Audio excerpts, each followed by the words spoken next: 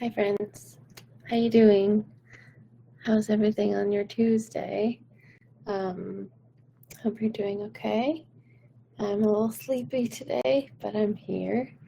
I had some really incredible conversations with my students in the last week. So many people are starting to really hit the next level with their progress and their practice. And it's really cool to watch. And as always, my progress and my life mirrors my students. So I don't know, my hair looks like I just woke up. um, so I just wanted to commend them if they are on here. You know who you are. My students have been just absolutely killing it this week. So many people are getting to the space in their voice where they are really starting to fully trust themselves. And they're starting to fully come into this place where they are recognizing what needs to happen in every moment. And finally coming to terms with the fact that they know how to do that, right? Like the habits are still there, like they still ask me just in case, and they still, have these patterns that come out like, oh, I don't know how to do that. How do you do that? But I keep telling them, like, you are already doing it. Like, you don't even need to ask this question anymore because you're making it happen. You're right where you need to be. You're up against that edge and you're pushing it. And that is the sign that you are in the right place at the right time, right? You're always in the right place at the right time. But in this respect, like within a vocal training timeline, like if you are practicing, if you are excited about what you're doing, even if it's not as often as you want to be practicing, if you're starting to ask these questions and starting to analyze, like, oh, okay, I heard this in my voice. I heard this couple of things that I think I want to try changing. I think I want it to be slightly different there. That is a perfect place for you to be. Doesn't mean you're failing, doesn't mean you are doing anything wrong, and doesn't mean that you are behind, which so many of us, if you are a perfectionist person, if you are an overachieving kid, if you are somebody who just overthinks in general for whatever reason, these are the thoughts that come up first. And of course they're going to come up first, so we have to let them come out first. I see it all the time with myself as well as my students. I have a lot of students who are like the overachieving types, right? We have done so well in school, in sports, in everything our whole lives. And now we're doing a thing that we really love, and it doesn't come as easy. And so the first thing that comes out is, I don't know. I don't know how. I don't get it. How do I do that? Tell me how. Even though you are so smart and so intelligent that you are already doing the things you need to be doing to make that growth happen. So please, if you do nothing else this week as a singer, number one, go back and look at how far you have come.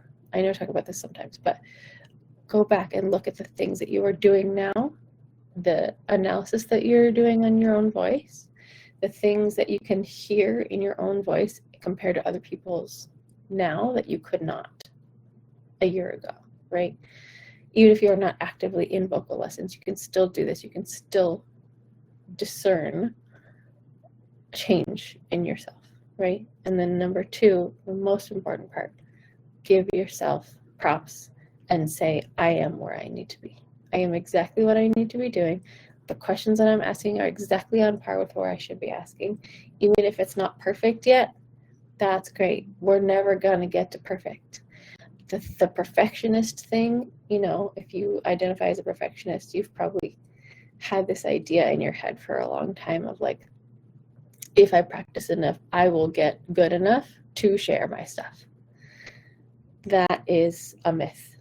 Forever and ever, there will never be a time when you feel ready or good enough to share your stuff, to share your voice with the world.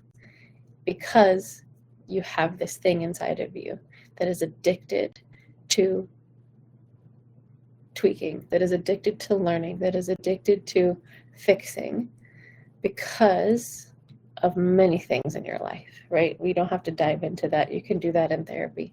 If you are one of these people, you will be locked in with what I'm saying. I'm one of those people too. I felt like the only way I could control things was to be as perfect as possible. And I held back on releasing things. I held back on just allowing myself to do the work until I was ready. And I was never ready enough. I would spend 10 hours in my room doing homework because I needed one more quote to pull for this essay. I had to redo my work for math homework 100 times. I just never felt like it was good enough. And because a perfectionist is not someone who needs to be perfect all the time, but they are addicted to the idea of perfection being possible, that it is an addiction. Because just like a substance abuse person, you can never get to the feeling that you're trying to get to by taking the substance. You know, you can keep trying, but it's always going to fall short of it, and you keep taking more and more and more because your threshold and your what's the word I'm looking for? Your you know what I mean? Hey, how are you doing? Yeah, your threshold and your ability to integrate things starts to get more and more, right? So like you can just integrate and integrate and integrate this habit, this pattern that you have connected to of needing to do more until you're dead, right? Hello, poor connection. Hold on. Here we go. I'm back. So keep that in mind. If you are someone who is an overachiever, who is a perfectionist, who is a gifted and talented kind of a person, even if you don't identify with those things, if you feel like you're waiting and waiting and waiting, like I'm not there yet, I can't show my voice or share my voice until blank, you have perfectionist tendencies, that is an addiction to perfection, which will never ever come because we are humans and we are fallible. Yeah, sorry to tell you, you're never going to get to perfect. I was just talking to one of my students about my own experience with releasing music. I recorded my first 5 songs for my first EP in 2014, and I, listening back, felt like this is kind of cringy, but it's also more than I've ever done. Like I've never recorded myself at this capacity, right? And the recording quality is very different from the stuff I do now, of course. And just the quality of my voice, my nervousness really showed up really strong in that first EP recording, because it was my first like full recording experience of my own songs, mostly by myself. And so when I listen back now, I'm like, it's cringy, it's gross, it doesn't feel wonderful. But 10 years ago, 11 years ago, me knew that I needed to do that in order to become more attuned with my imperfection muscle. I knew that I needed to put out imperfect stuff. I knew that I needed to say, this is not where I want to be, but it is what I've got right now. And here you go. Here is the real me. It is not radio ready. It is not radio quality. I am working on that. I'm working on my voice. I'm in voice lessons and guitar lessons. My first guitar teacher was the one who recorded that EP for me. I'm so grateful to her for doing that. And that is what I put out into the world, because even though I knew it was imperfect and it sounded beginner, that's what I had. And I knew, some part of me knew, like, hey, you want to get better at recording and releasing, you got to do it when you're imperfect, right? So that perfectionist side of me had to take a backseat. Like every moment leading up to me releasing that was a different side of nerves. And I finally had to just say, look, I'm doing the best I got. I am a beginner. I am an amateur at this. It's okay. I am where I am. I'm up against my edge right now. I'm learning how to do this for the first time. We're learning together. The best thing I ever did was to take everybody in my world on this ride with me, right? It's not a matter of saying like, hey, here's my thing. What do you think? Tell me, give me feedback. No. I never asked for feedback. At that point, I have later, and I've learned my lesson. Don't ask for feedback from your friends and family. It's not helpful. At least the really close ones. But then I decided, like, hey, you're going to come along on this ride with me. We're in the same boat. Look, I'm doing this big, scary thing. Let's do it together, right? We're all learning how to do this together. They were my support system. I started an email list. I was like, hey, can you help me just be on my side and be my cheerleader? And people will do that for you if you ask them. If you ask them to be a judge, they will be a judge. You know, I'm going to say that again. If you ask people to give you feedback, to be a judge, they will be a judge. If they do not have any idea what they're doing within the realm of being a singer and a musician, they're probably not the judge for this feedback. Yeah? Doesn't that make sense? Only ask the people who are in the same arena, who are putting themselves out there all the time. If you're asking somebody for feedback from somebody who always sells themselves short on their own creativity, who never shares their art out into the world, that is not going to give you the feedback that you need to grow. They're going to give you feedback that mimics what their inner critic says, right? Oh, maybe not ready yet. Like, maybe you should go take some more voice lessons, or maybe this one needs to be different in some way. It needs to be, faster or slicker or whatever. That's the feedback you're going to get from somebody who has never put themselves out there. The feedback that you get from somebody who is in the ring right now doing the scary things that you want to do is going to be actually probably nicer feedback, because they understand the struggle that you're going through, and they also know how to give you constructive, helpful feedback to help you grow, instead of things that will live in your head forever and make you that will be gremlin fuel, right? So all that is to say, you're doing better than you think you are. You're doing good things. Even if you're not doing something as often or as well or as perfectly as you would like, that is par for the course, right? You are doing a thing that most people in the world give up on completely from step one, okay? You are doing so amazing. And as always, I'm talking to myself at the same time as I'm talking to you. I am deep in promotion mode for this new album, and it is so hard for me. Marketing mode is not my easy mode, okay? Making music is the easy mode for me, and that's not even that easy. That's also hard. So I'm saying this to myself at the same time.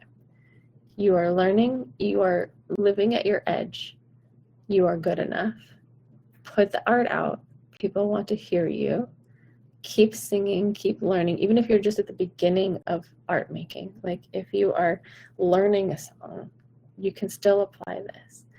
Don't put yourself in a position to judge yourself for not being where you think you should be already when you just started. When you're just starting to learn a song, when you're just starting to write a song, to create something. I was watching this video the other day about the taste gap, right? So I think I may have posted it on here or my other account, I forget. It's when you have an idea and you know what it can be. You see it out here, this big glowing orb of this can be so beautiful. I know exactly how it's going to sound, but you don't have the skills yet to get there quickly or efficiently. And so it's so frustrating. It's so frustrating to feel and accept that you are not there yet. And if you shift your perspective and you tell that gremlin, how could I possibly be 5 years ahead of where I am right now? Go away. You're being ridiculous. You're being a bully. F off, right? Now you have gremlin free time. You got a couple minutes before they come back. So enjoy the creation process. Just sit there and be like, how lucky am I to have a little bit of time to create and express myself, to practice with my voice, to expand, to explore. How lucky am I to get to do this and to get to sit up against my edge and to say, look, this feels hard and frustrating, but I'm going to take one little step into this land where I don't know everything. That's so lucky to be able to do that. To be a person who has said, I am going to put myself into a slightly uncomfortable place where I don't know everything. I can't reach those notes yet. I don't sound as smooth as the original singer yet. How amazing of a place to be in. It's like watching a little kid learn how to ride a bike, right? Turn yourself around and look at yourself. You're learning. You're in learning mode. Why get down on yourself for not sounding like the original artist? Why get down on yourself for not being super radio ready yet if this is your first album? What's the point in that? What good does that do you? It doesn't. It shoves you back down. So get that gremlin out of there. Have some zoom out time on yourself. And you say, I appreciate you, self, for doing all the work you've gotten to, and to take this time and to say, yes, I am going to grow. Yes, that is huge. Amazing. I'm so glad. I'm so glad I showed up today. I almost went and took a nap. But this is a thing that I need to hear also. So hopefully we can all come back to this and remember that you are killing it. You are doing so well. I love you and I appreciate you for being here. I appreciate you for being there for yourself, for being your own cheerleader when I can't be. Yes?